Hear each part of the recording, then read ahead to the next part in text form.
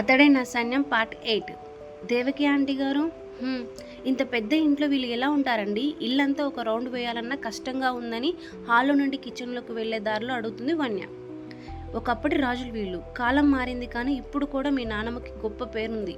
CM పిఎంలు కూడా ఏదైనా నిర్ణయం తీసుకునేటప్పుడు ఒక మాట అడుగుతారు ఈవిడని. అమ్మో, పిఎం కూడానా? తాతయ్య గారు ఉండుంటే రాజకీయాల్లోకి వెళ్ళేవారు కానీ లేరు కనుక ఇలా ఉన్నారు. లేదంటే ఏముంది, పాలిటిక్స్ ఉండేవి ఈ ప్యాలెస్లో కూడా, అంతేనా అని వన్య అంటుంది. అంతే అని చెప్పిన దేవకి గారు జానకి అని పిలుస్తుంది కిచెన్లో వంట చేస్తున్న ఆవిడను. గుడ్ మార్నింగ్ దేవకి అని విష్ చేసిన ఆవిడ వెనక్కి తిరిగితే గుడ్ మార్నింగ్ పెద్దత్తయ్య గారు అని చెప్తుంది వన్య.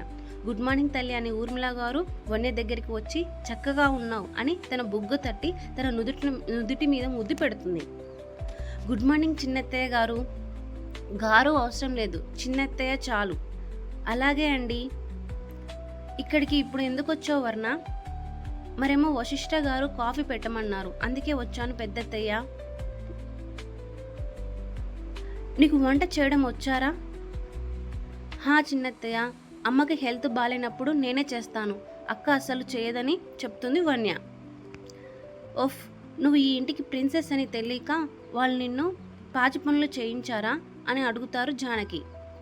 నేను జస్ట్ అమ్మకి హెల్ప్ చేశాను నా ఇష్టంతోనే, ఆ పనులు చేయడంలో తప్పు ఉండదు కదా అని మెల్లిగా అన్న తను, నేను కాఫీ పెడతానని గ్యాస్ దగ్గరికి వెళ్తే దేవకి గారు తనకు కావాల్సినవి అందిస్తారు. తను చేసే పద్ధతిని చూస్తున్న ఊర్మిళకి ముద్దుగా అనిపిస్తుంటే మిల్క్లో వాటర్ మిక్స్ చేయకని చెప్తారు జానకి గారు. మిల్క్ చాలా థిక్గా ఉంటే డైజెస్ట్ అవ్వడానికి చాలా టైం పడుతుంది పెద్దత్తయ్య, అందుకే వాటర్ కలపాలని చెప్పి లైట్గా వాటర్ కలిపి పెద్ద మొత్తంలో కాఫీ కలిపి టేస్ట్ చూడండి అని ముందుగా జానకి గారు ముందే పెడుతుంది కప్పు. పెద్దవాళ్ళకు ఎదురు మాట్లాడకూడదని తెలీదా నీకు? జానకి అమ్మాయికి తెలీదు, నువ్వు ఇప్పుడే కోపడితే ఎలా అని అన్న దేవకి అన్ని కప్స్ను ఒక ట్రేలో పెట్టి ఒకటి ఊర్మిళ గారికి ఇస్తుంది. బాగుందని చెప్తుందేమో అని జానకి గారి వైపు చూస్తూనే ఉన్నా కూడా ఎలాంటి కాంప్లిమెంట్ ఆర్ కామెంట్ ఇవ్వకుండా కప్ ఫినిష్ చేసి పక్కన పెడతారు ఆవిడ. డల్గా ఫేస్ పెట్టి వెనక్కి తిరిగేసరికి కాఫీ చాలా బాగా పెట్టావురా అని చెప్పిన ఊర్మిళ గారిని చూసి థ్యాంక్స్ చిన్నత్తయ్య అని హ్యాపీ స్మైల్తో చెప్పి ట్రే పట్టుకొని బయటికి వెళ్తుంది. వచ్చిన దారి గుండా హాల్లోకి వెళ్ళిన తను అక్కడ ఉన్న అందరికీ కాఫీ అందించి ఎలా ఉందో చెప్పండి నానమ్మ గారు అని ఎగ్జైటింగ్గా అడుగుతుంది. చాలా బాగుందిరా, బాగా చేసావు అని ఆవిడ పొగిడితే వాటర్ క్వాంటిటీ ఎక్కువ అయిందని చెప్తారు వశిష్ఠ. మిల్క్ హెవీగా ఉన్నాయి కన్నా ఓన్లీ మిల్క్ తాగకూడదు, డైజెస్ట్ అవ్వడానికి టైం పడుతుంది, ఇలాగే తాగాలి అని చెప్పిన అహల్య ఒక పర్ఫెక్ట్ కాఫీ పెట్టావురా అని పొగుడుతుంది. అవును వదిన, చాలా బాగుందని ధర్మ కూడా నవ్వుతూ చెప్తే నెగిటివ్ రివ్యూస్నే పట్టుకుని వన్య ముఖం వెలవెలబోతూనే ఉంటుంది. నువ్వు కూడా తాగురా అంటుంది అహల్య. వద్దొదినా అని చెప్పిన తను నిన్ను నా రూమ్కి వెళ్తా అని అక్కడ నుండి లిఫ్ట్ ద్వారా ఒక ఫ్లోర్కి అయితే వెళ్తుంది. కానీ అన్నీ ఒకేలా ఉన్న రూమ్స్ వల్ల అందులో తన రూమ్ ఏదో తెలియక అక్కడ నిలబడిపోతుంది. గుడ్ మార్నింగ్ అనే గొంతు వినిపించిన వైపు తిరిగిన వన్యకి అక్కడ అశ్వ కనబడతాడు. Bad morning. ఏమైంది వన్య? మీరెందుకు నన్ను పేరు పెట్టి పిలుస్తున్నారు వదిన అనకుండా అని అడుగుతుంది వన్య. నీకు అన్నయ్యకి పెళ్లి చేసుకోవడం ఇష్టమేనా? లేదు. పెళ్లి చేసుకుంటున్నావా? లేదు. మరి ఎందుకు నిన్ను నేను వదిన అని పిలవాలి అని నవ్వుతూ అడిగిన అతడు, మీ అమ్మ నాన్నని మిస్ అవుతున్నావా అని అడుగుతాడు అతడు. చాలా. నా గురించి వాళ్ళు ఎంత వరి అవుతున్నారో అని కంగారుగా ఉంది అని అంటుంది వన్య. మాట్లాడతావా వాళ్ళతో అని అడుగుతాడు అశ్వ. నిజంగా మాట్లాడిస్తారా మీరు వాళ్ళతో అని మెరిసే కళ్ళతో అడుగుతున్న వన్యని ఇంకాస్త దగ్గరగా జరిగిన అతడు, మాట్లాడిస్తే నాకేంటి అని అడుగుతాడు అశ్వ.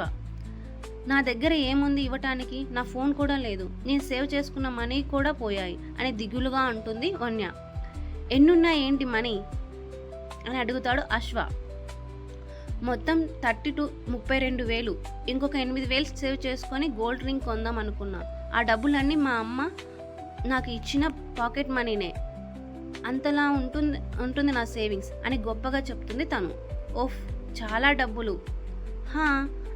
అన్నీ పోయాయి, కొత్త ల్యాప్టాప్ కూడా కొన్నాను, అది కూడా పోయిందని దిగులుగా అన్న తను అశ్వ వైపు చూస్తుంటే నీ మనీ, నీ ఫోన్, ల్యాప్టాప్ అన్నీ తెప్పిస్తా, కానీ నాతో ఫ్రెండ్షిప్ చేస్తావా నువ్వు అని అంటాడు అశ్వ. నిజంగా తెప్పిస్తారా? హా, అయితే ఖచ్చితంగా చేస్తాను అని తన హ్యాండ్ ముందుకు పెట్టి ఫ్రెండ్స్ అని నవ్వుతూ అడుగుతున్న ఆమె చేతిలో చెయ్యి కలిపే గ్యాప్లో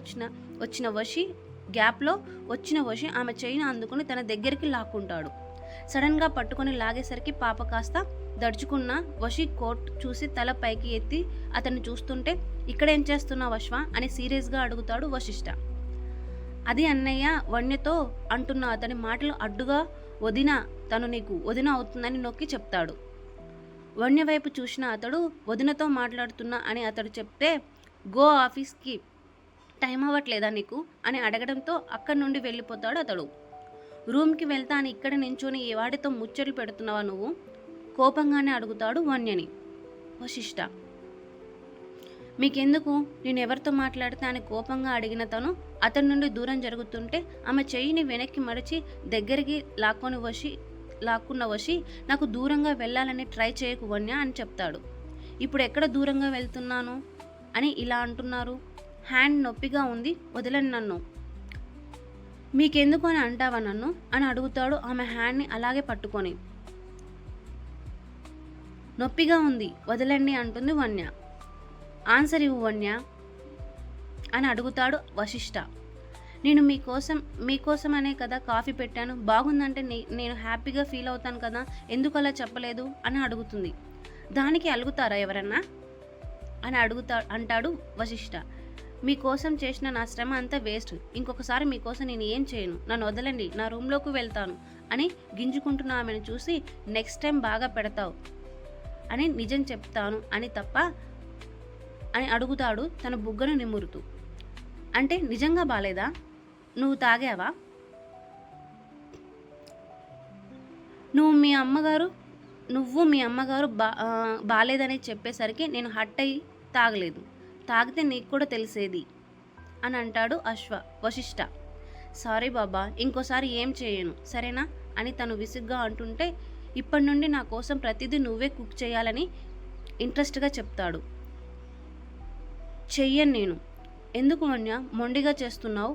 నొప్పిగా ఉంది, వదలమని చెప్తున్నాగా. సరే వదులుతాను గాను, వాడితో ఎక్కువగా మాట్లాడకు అని చెప్తాడు వశిష్ఠ. ఎందుకు అని అంటుంది వన్య. నేను ఏం చేసినా నీకోసమే, అది నీకు తర్వాత అర్థమవుతుంది. సో ఇప్పుడైతే నేను చెప్పినట్టు చెయ్యాలి నువ్వు అని అంటాడు అతడు. అశ్వగారు నా ఫోన్, ల్యాప్టాప్ తెప్పిస్తా అన్నారు. ఆయన నాకు నచ్చింది చేస్తా అంటున్నారు. మీరు కాదని చెప్తుంది, మీలా కాదని చెప్తుంది. నీకోసం ఏం చేసినా నేనే చేయాలి, వాళ్ళు ఎవరో కాదు, అర్థమవుతుందా? మరి నీకు నా ఫోన్, ల్యాప్టాప్ తెప్పిస్తారా అని అవి నా దగ్గరే ఉన్నాయి. నిజమా? నాకు ఇస్తారా అవి అని అడుగుతుంది వన్య. సిమ్ చేసి ఇస్తాను.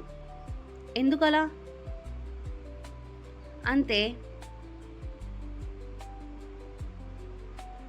నేను ఒకసారి మా అమ్మతో మాట్లాడతాను ప్లీజ్, ఇప్పుడు కాదు, ఎంగేజ్మెంట్ అయ్యాక తీసుకుని వెళ్తా, అప్పటి వరకు బుద్ధిగా ఉండు అని అంటాడు వశి. అన్నీ మీరు చెప్పినట్లే వినాలి, కానీ నేను అడిగింది ఒకటి కూడా చేయరు కదా. నీకోసం ఫోన్, ల్యాప్టాప్ ఇస్తాను, మీ అమ్మ దగ్గరికి కూడా తీసుకుని వెళ్తాను, కానీ కాస్త టైం పడుతుంది అంతే. నువ్వు చెప్పినవన్నీ చేస్తున్నా, నేను చెప్పినవన్నీ చేస్తున్నా, నీకు అర్థమవుతుందా? ఉఫ్, పద వెళ్దాం, నేను మీతో మాట్లాడను. సరే, నేను మీతో రాను కూడా. వన్య అల్లరి చేయకు అంటాడు వశి. నేనేం అల్లరి చేయట్లేదు, అలిగాను నీ మీద. ఇప్పుడు వస్తావా రావా నాతో? రాను. ఏం చేస్తారు? ముద్దు పెడతా. ఏంటి ముద్దు పెడతారా అని షాకింగ్గా అంటుంది వన్య.